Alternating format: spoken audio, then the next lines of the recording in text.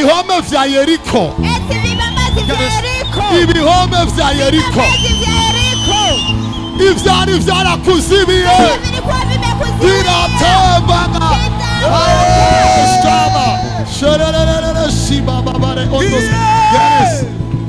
Amaso yanje yugurutse mu mwanya mariko murakoma karuru, nabonye ibibambazi biriko bira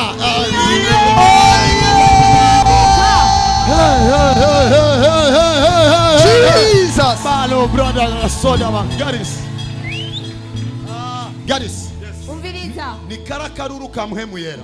Alikuwa vigelegele vya Roho Mtakatifu. Kuko na numwe muri bo yari yuzuye mpemu yera kirese Joshua wewe. Maana hakuna ndani yao alikuwa amejaa Roho Mtakatifu isipokuwa Joshua peke yake.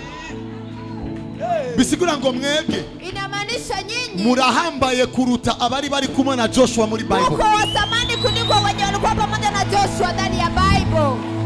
Gadis.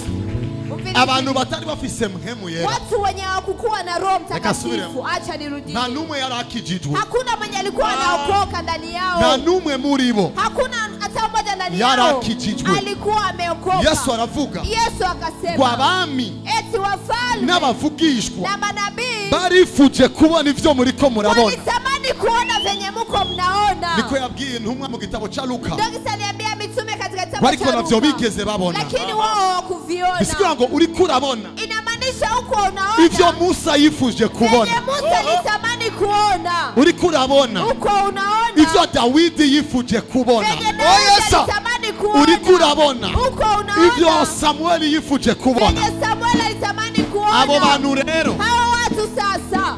Come on papa. Gares.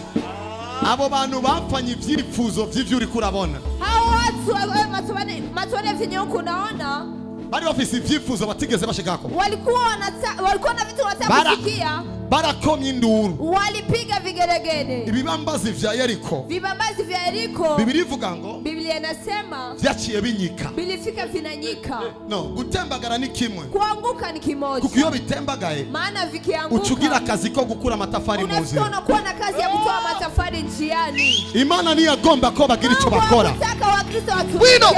Ijambo riranyemeza. Neno linanikubalisha. Yuko vyaciye vyinjira ndani. Yakuwa vilifika vinaingia ndani. Murazi. Mnajua. Imana iragahezagirwa. Mungu na abarikiwe. Iyo umuntu apfuye. Wakati mtu anakufa. Imana isaba ibintu bibiri. Mungu anaomba vitu viwili. Yuko mu muhamba bakamufuka. Eti wamzike na wamfunike.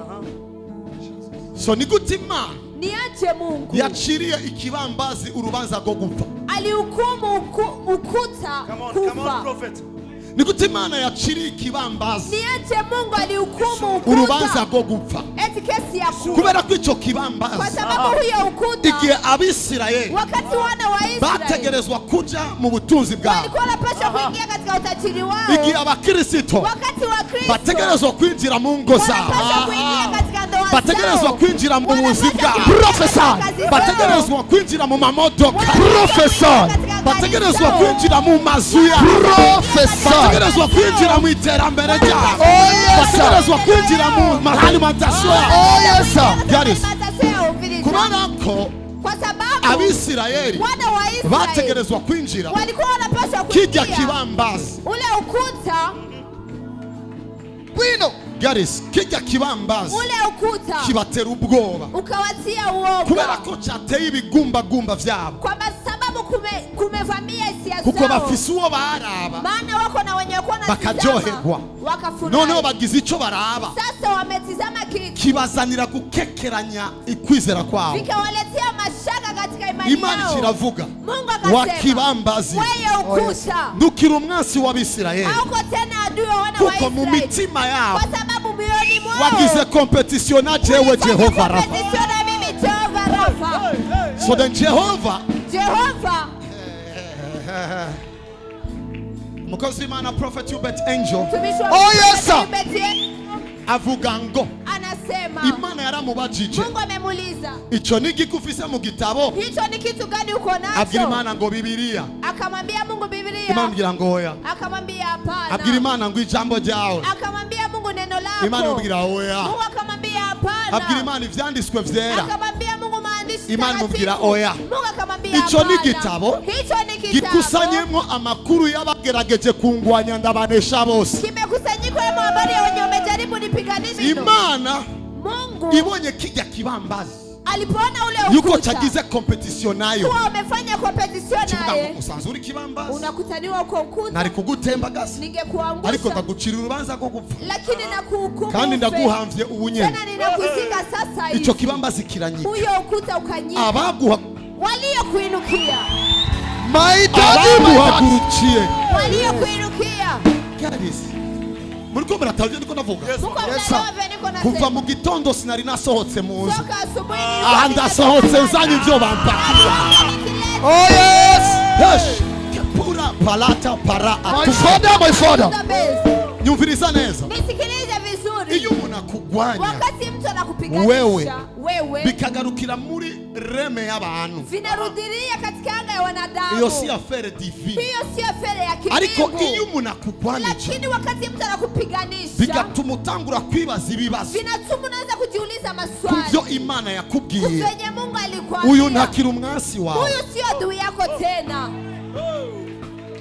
is no longer your enemy. Huyo nawe kiri umwasi wawe kandi amaze kuba umwasi uwo mwavuganye, alishakuwa adui mwenye mmeongea. Jewe mimi Imana yambwiye, Mungu amenambia, sinaitelefonye, sikuipigiaga simu, sina depoje demande d'emploi, sikudepose demande d'emploi, iransanga yonyene, akanikuta peke yake, isanga ndumusanyi mbe, akanikuta niko msanii, isanga ndumunywa rumogi, isanga ndumusambanyi, Jesus ikiraza irambwira, ndaguhisemo, ninakuchagua, nzogukoresha, nitakutumikisha, ngomba yuko ugaragaza ubukuru bwanje muri muri bino bihe vyiherezo. Kino gihugu caravuzwa mu ikanguro, ngomba ijwi rivuga mu rurimi rwa kino gihugu rikurikiranwe n'abantu bari ku isi yose. Jewe navyo narinzi, jewe ndavuze amen. Iyo mpagurutse gacamura n'umuntu agerageza kunzirira, Imana itigeze imumbwira, shambwira Imana uyu nawe kutamumbwira ibi nibiki, ikacimbwira abandanya, ndaza kugira ico nkora jewe jenyene.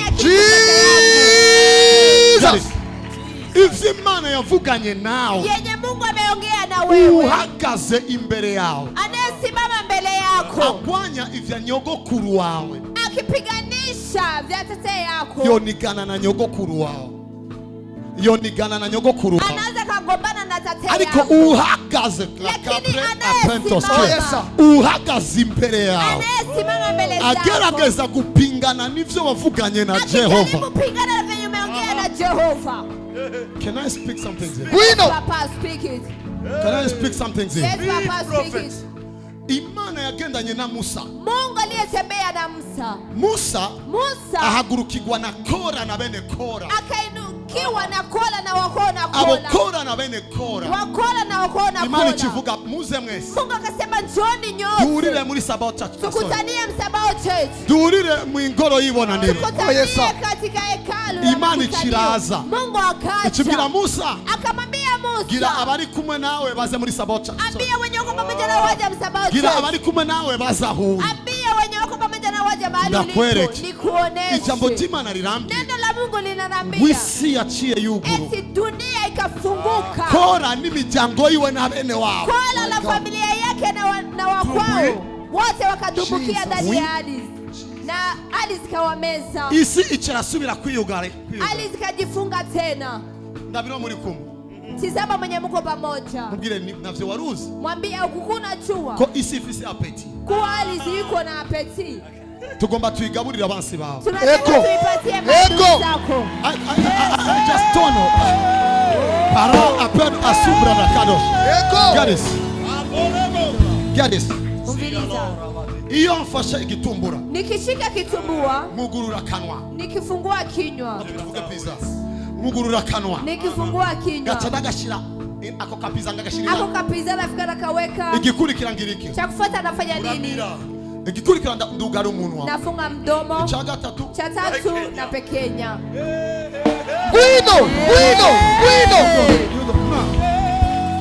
Biblia ivuga ngo Biblia inasema isi yaciye yiyugara. Eti dunia kafikira ariko twebwe lakini sisi twagomba ko isi itagomba ko tubona amenyo yayo. tulitaka hali zisijue kama tutaona meno yake, kuko isi yari kwirabahekenya. maana hali zilikuwa inawapekenya. Joshua rero abonye cha kibambazi, alipoona ule ukuta acha yibuka ingeso ya Musa, akakumbuka tabia ya Musa. ubwo nyene kiramanuka, hapo ikashuka, isi kiriyuga, hali zikajifunga, itangura kugihekenya. ndabona isi yiyuguruye, ndabona isi itamiye, ndabona isi iri kwirahekenya.